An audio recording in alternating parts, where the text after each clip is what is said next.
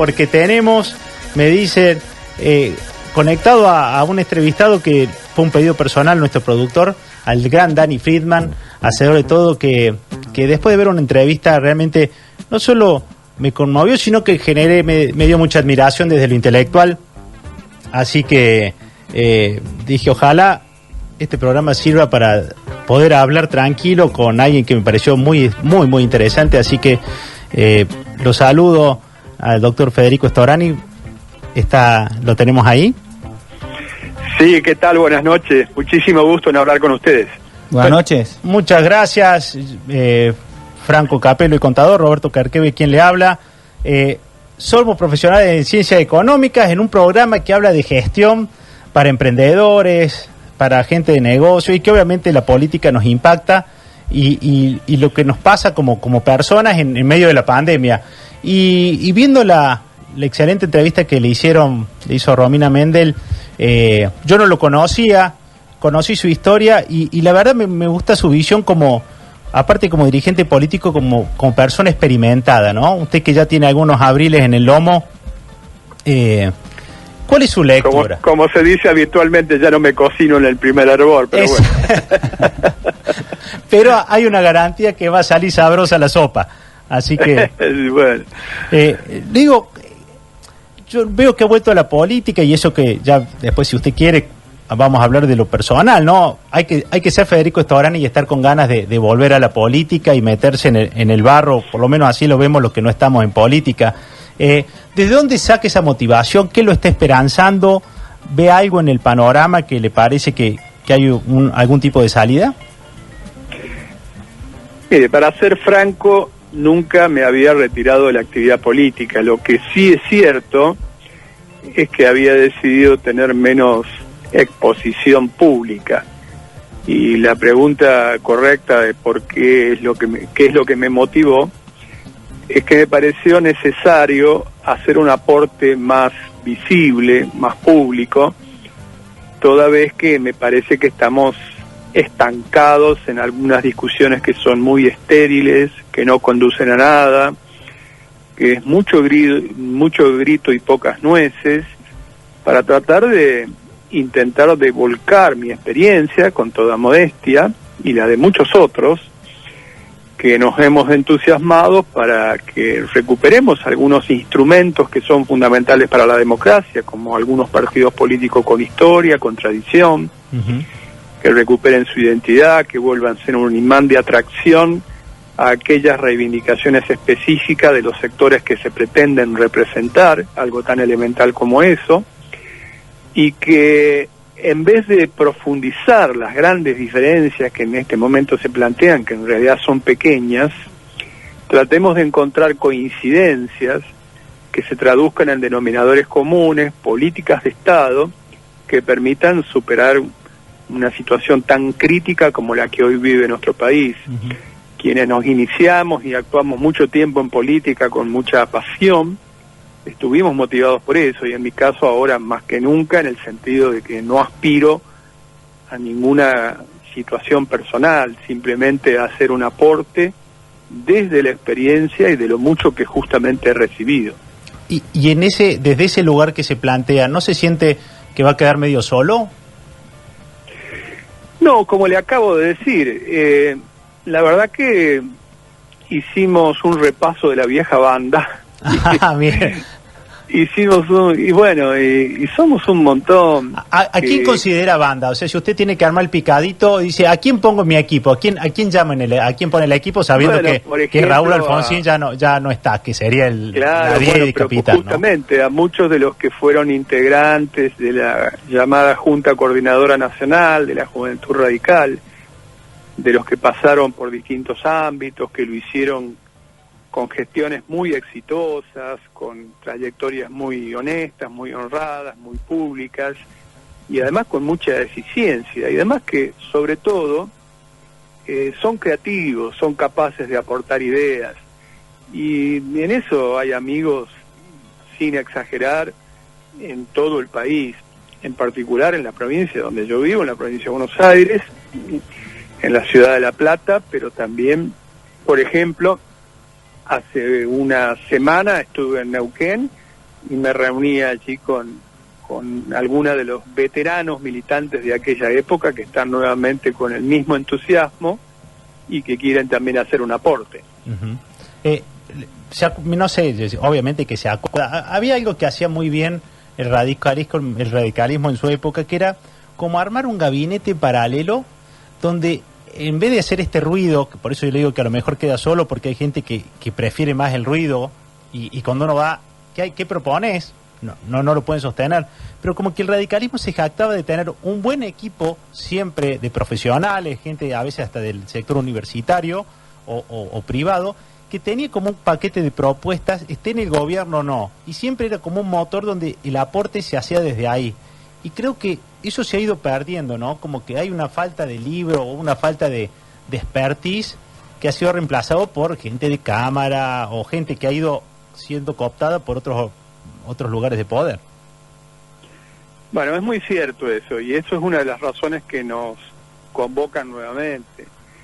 Por ejemplo, no es una idea original, en su momento en algunos otros lugares del mundo, en particular en el Reino Unido de Gran Bretaña y Irlanda del Norte, se usaba lo que se llamaba el Shadow Cabinet, es decir, claro, un gabinete en la sombra, sí, ¿cierto?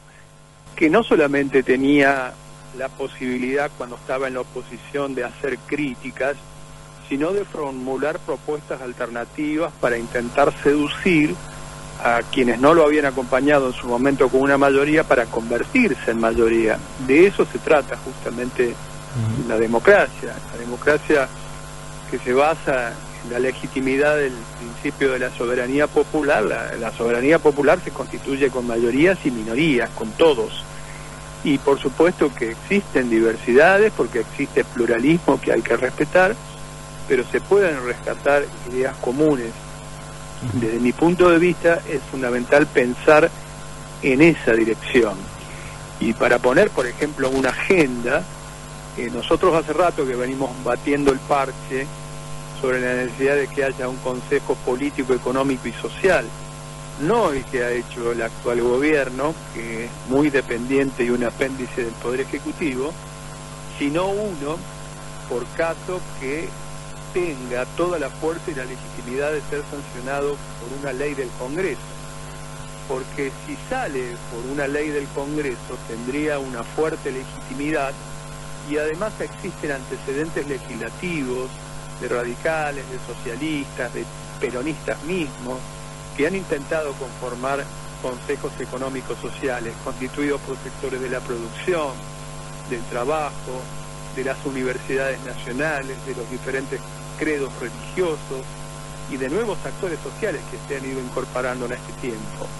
Entonces me parece que esas ideas, por ejemplo también la posibilidad de analizar el funcionamiento donde sea posible de una economía circular que salga del planteo puramente extractivista, que es extracción, producción, consumo y basura, que es tan poco amigable y tan enemigo del medio ambiente, hacia una economía circular que permita la utilización de una ecuación más eficiente en términos económicos, pero que a su vez sea mucho más amigable con el medio ambiente. Y otros temas centrales como es, por ejemplo, la posibilidad de realizar nuevamente un congreso pedagógico que quedó a mitad de camino en la gestión justamente de Raúl Alfonsín. Yo creo que la educación, que es un pilar central, hay que ponerla un poco patas para arriba en el buen sentido de la expresión y revisar contenidos, adecuarla, porque el mayor patrimonio que tenemos es la educación que podemos darle a nuestro pueblo. Claro, pero mira, si usted se escucha se da cuenta que está esbozando una plataforma que está bueno saber que si uno pudiera siempre que votara leer qué va a hacer y que haya un desarrollo teórico, por lo menos a los que nos gusta leer, para saber a quién uno vota, ¿no? Entonces uno ya sabe que por lo menos, si no leyó usted de economía circular, tiene un asesor que ha leído y le va a ayudar a armar una plataforma para que eso tenga una bajada, y que una minera tendrá que ver cómo, si gana un gobierno que tenga esta orientación, cómo hacerlo, pero tener reglas claras y que uno no se entera a los 3 meses que lo que votó no va a ser o que va a cambiar. Y yo creo que eso es lo que cambió, ¿no? Como que Lo importante era llegar. Yo me acuerdo de la capilaridad que tiene Córdoba con respecto al radicalismo, o que tuvo, era porque generalmente el que estaba era una persona que había estudiado, estaba en la zona y era conocido porque sabía del tema, y se ha ido perdiendo a una forma de hacer política que ahí donde usted quizá proponga y le van a devolver un grito, ¿no? Y desde ese lugar, digo, el sector privado quizás también pase por ese momento, ¿no? Donde esté esperando más venir y pedir y no que le pidan. ¿Cómo ve también esa evolución? Bueno, yo creo que está muy bien esto que usted señala, por supuesto.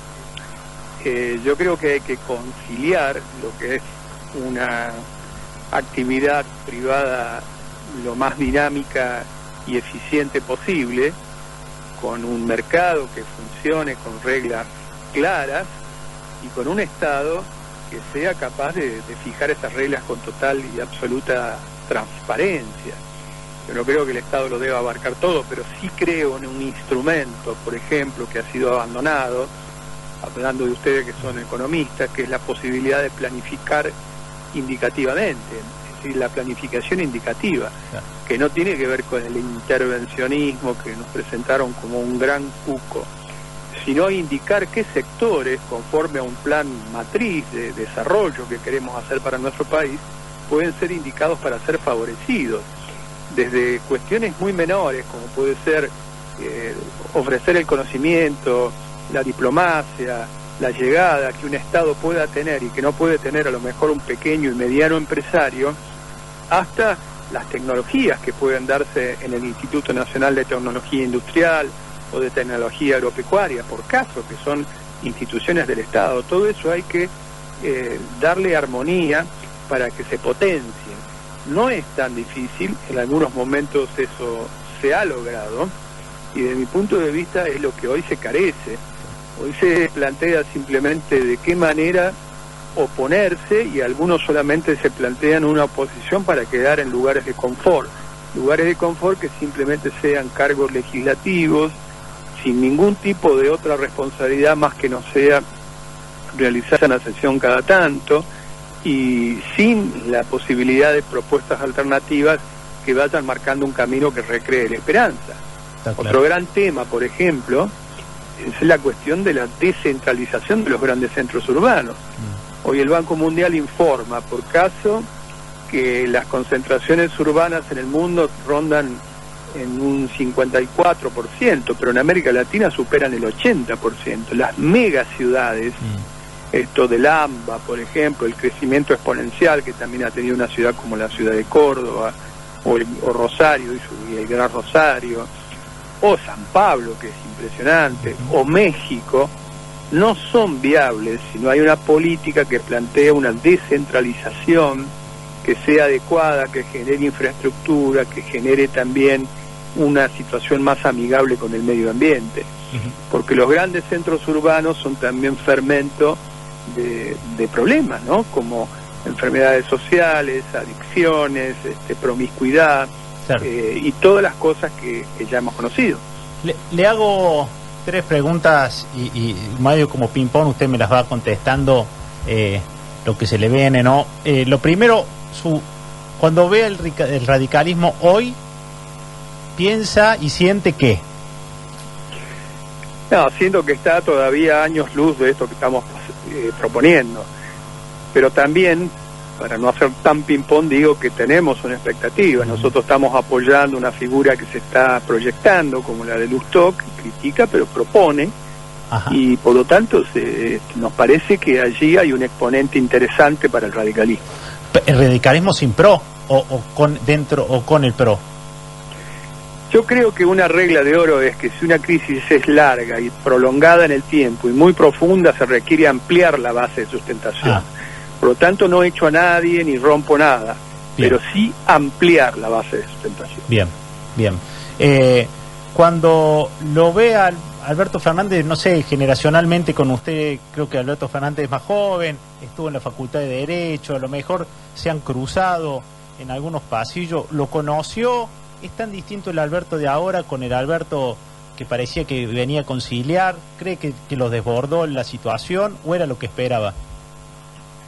No, yo creo que es un poco lo que dijo antes, si creo que lo desbordó la situación.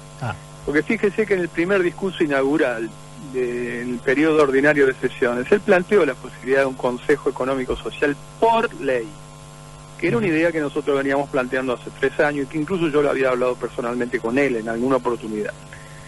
Y luego terminó haciendo un consejo muy dependiente del Poder Ejecutivo, donde lo puso Vélez a la cabeza, y por lo tanto pinchó la idea, la desinfló. Yo creo que está desorientado, con franqueza, pero en vez de echar más leña al fuego, me parece que lo que hay que hacer es redoblar la apuesta para que estas buenas iniciativas se cristalicen en beneficio de los intereses de todos los argentinos. Y la última, se lo pregunto, que probablemente no sea la última, pero se lo pregunto como si no nos escuchara nadie, y yo le pregunto, ¿hay forma de que no sea ensuciándose hacer política? Digamos, cuando uno habla, y le debe pasar, que usted tiene cierta penetración sobre el sector privado, o gente que no es de la política, o que es académica, y dice, si me meto, ¿es necesario terminar en el barro? ¿Está tan sucio ahí adentro? Mire, yo creo que se ensucia si justamente se hace política ensuciando. Yo vengo del ámbito de la militancia muy activa, pero también del ámbito académico. Yo soy profesor titular en la Facultad de Derecho de La Plata, siempre aclaro por concurso, no entrando por la ventana, sino por concurso de hace muchos años, y he tratado de alternar ambas cosas, porque me parece que un político lo que tiene que hacer es formarse permanentemente y traducirlo en ideas. Si yo me dedicara fundamentalmente a ver simplemente una coyuntura, cómo gano una próxima elección sobre la base de destruir a mi adversario, no me parece que eso sea muy constructivo. Prefiero, como decía Alfonsín en su momento, no sigan hombres, sigan ideas, que las ideas quedan y los hombres pasan, ¿no? Y los minutos finales no voy a ser tan miope para no saber de la realidad personal en la que está. Es una pregunta para los que no saben, Federico Storani, que fue ministro y que es diputado, es padre y tuvo una desgracia familiar, y sé que estaba luchando porque se haga justicia con la muerte de su hijo en un accidente. Este momento, este espacio para usted personalmente, yo soy padre y yo me puse 2 minutos a ver eso de su nota y se me estrujaba el corazón. Personalmente le pregunto, ¿se está haciendo justicia? ¿Avanza su causa? Para que sepa, un criminal en una lancha se llevó puesta a su familia, a su hijo y a su ex esposa y fallecieron. ¿Está avanzando la causa? Bueno, yo traté de llamar la atención sobre este tema, cosa que soy muy recatado y muy reservado para hacerlo, porque justamente la justicia en la Argentina no funciona, o más bien diría que funciona de manera deplorable. Y a veces entonces hay que dar estos impulsos. Gracias a esto que se cumplía el 5º aniversario de esta tragedia que ha cambiado mi vida para siempre, por supuesto, algún impulso mayor ha tenido. Y bueno, bienvenido sea. Vale la pena repasar que la Argentina también tiene otra epidemia, que es la de los accidentes de tránsito, donde mueren miles de personas por año. Para que tengamos una consideración sobre el tema, después de México es el país en América que tiene más alto nivel de mortalidad por accidentes de tránsito, por causa de mal manejo, por imprudencia, por desidia, por desprecio de la vida de los demás. Y esto también tiene que estar en la agenda. No es solamente la cuestión de hacer mejores caminos, que hay que hacerlos, autos más seguros, que pasen la verificación vehicular y todas las demás cosas, sino educar muy fuertemente para aquellos que conducen no pongan en riesgo la vida de los demás. Clarísimo. Lo mejor, muchas gracias por esta entrevista, gracias por esta charla, y lo mejor para usted, para su proyecto político, y este equipo que está armando, porque evidentemente hace falta mucho más equipo y mucha más masa crítica para que el mensaje llegue, y desde lo personal la mejor de la suerte para lo que viene.